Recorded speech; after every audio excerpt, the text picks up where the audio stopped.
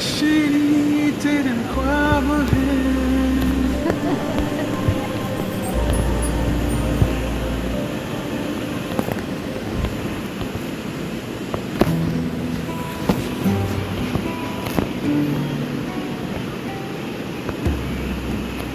रचिन बौखलाहट के साथ कहता है, कौन है वो दोनों बेटी? बोल, मैं उन्हें छोड़ूंगा नहीं। शालिनी चुप रहती है, कुछ जवाब नहीं देती है। ऐसा लग रहा था जिन दो शख्स पर उसे शक था उनका नाम लेने से वो हिचकिचा रही थी। रचिन शालिनी पर दबाव बनाते हुए कहता है, बोल बेटी, तू चुप क्यों हो गई? बता, कौन है वो दो शख्स जिन पर तुझे शक है? शालिनी हिचकिचाहट के साथ कहती है, मुझे जिन दो शख्स पर शक है उनमें से एक कछुआ है। रचिन कुछ याद करते हुए कहता है, तू उसी कछुए की बात तो नहीं कर रही जिसके बारे में तूने मुझे एक बार बताया था? शालिनी हामी भरते हुए कहती है, हाँ बाबा, मैं उसी कछुए की बात कर रही हूँ जिसकी दादी सौदाई थी। जब से वो लौट कर आया है उसका बर्ताव थोड़ा अजीब है। मैंने उसके पास एक किताब देखी थी जिसमें कृपण हथियार कैसे बनाते हैं उसकी विधि लिखी हुई। उसके अंगूठे का नाखून भी नहीं है। रचिन शालिनी को बीच में टोकते हुए कहता है, अंगूठे का नाखून नहीं है मतलब? अंगूठे के नाखून की गति देखकर वो सौदाया बन गया। शालिनी सहमत होते हुए कहती है, लगता तो कुछ ऐसा ही है बाबा। 9 महीने बाद जो कछुआ लौट कर आया है वो पुराना कछुआ नहीं, उसे तंत्र मंत्र का भी ज्ञान है। मैंने उसे मंत्रों का प्रयोग करते हुए देखा है। जब मैं अघोरी के ठिकाने पर गई थी तो एक बार तो मुझे खुद उसकी मदद करनी पड़ी थी। रचिन हैरानी के साथ कहता है, तू अघोरी के ठिकाने पर गई थी, पर क्यों? शालिनी जवाब देती है, अपने ताज को ढूंढने के लिए। रचिन गहरी सांस लेते हुए कहता है, यक्षिणी का ताज? शालिनी हामी भरती है, हाँ बाबा, मैं युग बाबू और उनके दोस्तों के साथ वहाँ पर गई थी और किसी तरह सबका ध्यान भटकाकर वहाँ से अकेले निकल गई थी। वहीं पर पानी के अंदर अनंत संदूक था जिसके पास तो मैं पहुँच गई, पर उसके अंदर भी मेरा ताज नहीं था।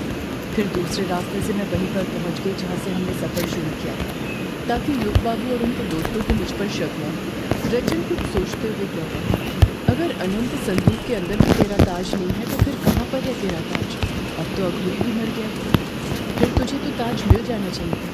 शालिनी मायूसी के साथ जवाब देती, मुझे नहीं पता बाबा ताज का मतलब है। अपने ताज के बिना मैं इसी में सारी शक्तियाँ समाई थी। मुझे किसी भी कीमत पर मेरा ताज चाहिए, तभी मैं कुछ कर पाऊँगी। इतना कहकर शालिनी खामोश हो जाती है। रचिन शालिनी को एकटक नज़र से देखते हुए पूछता है, वो दूसरा शख्स कौन है यामिनी बेटे जिस पर तुझे शक है? शालिनी कुछ गुस्से के साथ कहती है, वो दूसरा शख्स है युग बाबू के सबसे करीबी दोस्त अभिमन्यु। रचिन चुप खड़ा रहता है।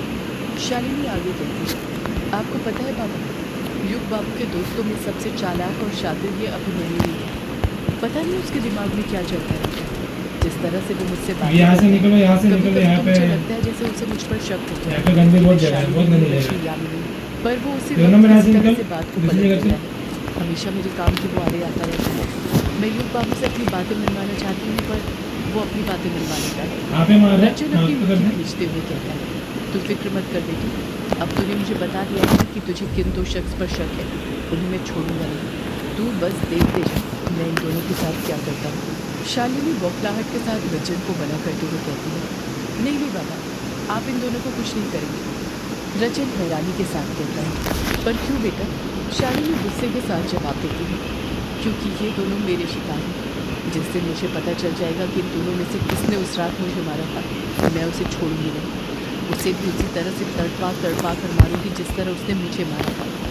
रचिन पलट कर कुछ नहीं कहता है। शालिनी मार जल्दी, क्या कर रहा है 3 नंबर?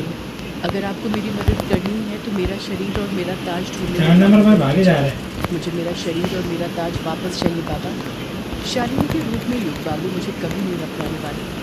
रंजन शालिनी को दिलासा देते हुए कहता है, तू चिंता मत कर बेटी, तेरा बाबा तेरा शरीर और तेरा ताज ढूंढ निकालेंगे।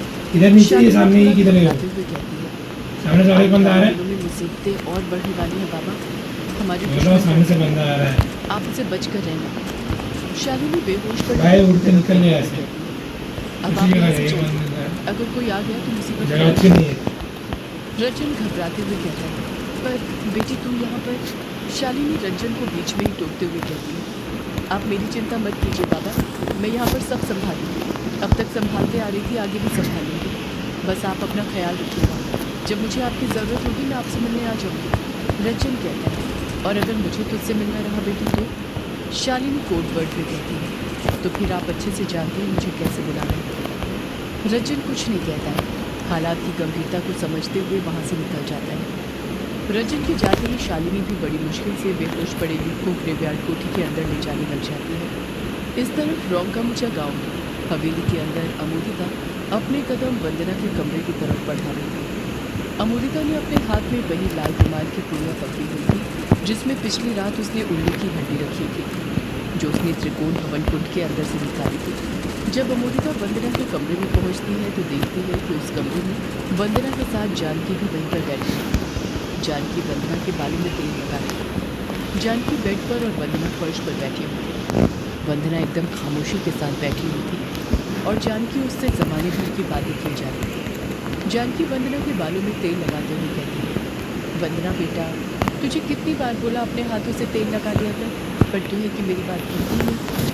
मुझे ही हर बार तेरे बालों में तेल लगाना पड़ता है। जानकी वंदना से बातें कर ही रही थी कि तभी उसके सामने नजर पड़ती है और वो देखती है कि दरवाजे पर अमोदिता खड़ी हुई थी। जानकी वंदना से रूबरू होते हुए कहती है, अमोदिता तू कब आ गई और वहाँ दरवाजे पर खड़ी होकर क्या कर रही है, अंदर आना। अमोदिता कमरे के अंदर दाखिल होते हुए कहती है, बस अभी आई बुआ जी। जैसे ही जानकी की अमोदिता के हाथ के लाल रुमाल पर नजर पड़ती है वो हैरानी के साथ कहती है, ये तेरे हाथ में क्या है। अमोदिता घबरा जाती है और मामले को संभालते हुए हिचकिचाहट के साथ कहती है, कुछ नहीं है बुआ जी, बस रुमाल है। अमोदिता बात को पलटते हुए कहती है, आप क्यों वंदना भाभी के बालों में तेल लगा रही हैं, मैं लगा देती हूँ ना। अभी अभी तो आपकी तबीयत थोड़ी ठीक हुई है और आप ठीक होते से ही काम करने लगते हैं। जानकी हंसते हुए कहती है, इसमें काम वाली क्या बात है बेटी, ये तो मेरा फ़र्ज़ है।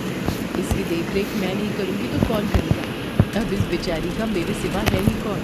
अमोदिता चालाकी के साथ कहती है, आप ऐसा क्यों बोलती हैं बुआ जी, मैं हूँ ना अपनी वंदना भाभी का ख्याल रखने के लिए।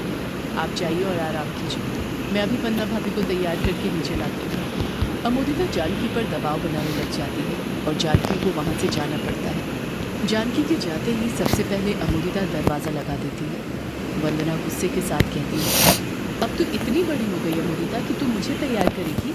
अमोदिता घबराते हुए कहती है, वो तो मैंने ऐसे ही बोल दिया था वंदना भाभी, वरना आप ही बताइए मैं क्या बोलती बुआ जी से। उनको नीचे भेजना ज़रूरी था, वरना उनके सामने थोड़ी आपको ये बोलती। इतना कहकर अमोदिता वंदना को लाल रुमाल की पुड़िया दिखाने लग जाती है जो उसने अपने हाथ में पकड़ी हुई थी। वंदना उस लाल पुड़िया को एकटक नज़र से देखते हुए कहती है, क्या है इसमें। अमोदिता आंखों की पुतलियाँ मटकाते हुए कहती है, इसके अंदर वही है वंदना भाभी जिसकी आपको ज़रूरत थी। जैसे ही अमोदिता ये बात बोलती है वंदना के चेहरे पर एक अलग ही रौनक आ जाती है, वो खुशी से पूरी नहीं समाती है। वंदना खुश होते हुए कहती है, इसका मतलब इसके अंदर उल्लू की हड्डी है जो मुझे चाहिए थी। अमोदिता हामी भरते हुए कहती है, हाँ भाभी इसके अंदर वही है, आप खुलकर देखिए ना। वंदना अमोदिता की पीठ थपथपाते हुए कहती है, शाबाश अमोदिता शाबाश, मुझे पूरा यकीन था तुझ पर कि जो काम कोई नहीं कर पाया वो तू कर सकती है। आगे चलकर तू एक बहुत बड़ी सौदाई बनेगी, तेरे अंदर सौदाई के पूरे गुण हैं। अमोदिता खुश होते हुए कहती है, सच भाभी। वंदना हामी भरती है, हाँ अमोदिता। इतना कहकर वंदना वो लाल रुमाल की पुड़िया खोलने लग जाती है। जैसे ही वो पुड़िया खोलती है वंदना के चेहरे की खुशी तुरंत गायब हो जाती है, गुस्से से उसका चेहरा लाल होने लग जाता है। अमोदिता की नज़र इस वक्त पुड़िया पर नहीं पड़ी, वो ख्याली पुलाव पका रही थी एक बड़ी सौदाई बनने का। वो अपने ही ख्यालों में मगन थी। वंदना गुस्से के साथ अमोदिता से कहती है, ये क्या है अमोदिता। अमोदिता पुड़िया देखे बिना नॉर्मल वे में कहती है, उल्लू की हड्डी है वंदना भाभी, यही तो आपने मुझसे मंगवाया था ना। आप पहचान नहीं पा रही क्या उल्लू की हड्डी। वंदना कसकर अमोदिता की चोटी पकड़ती है और उसका सिर पुड़िया की तरफ करते हुए कहती है, ये तुझे उल्लू की हड्डी दिख रही है, ज़रा देख इसे पहले। जब अमोदिता रुमाल को देखती है तो हैरान हो जाती है।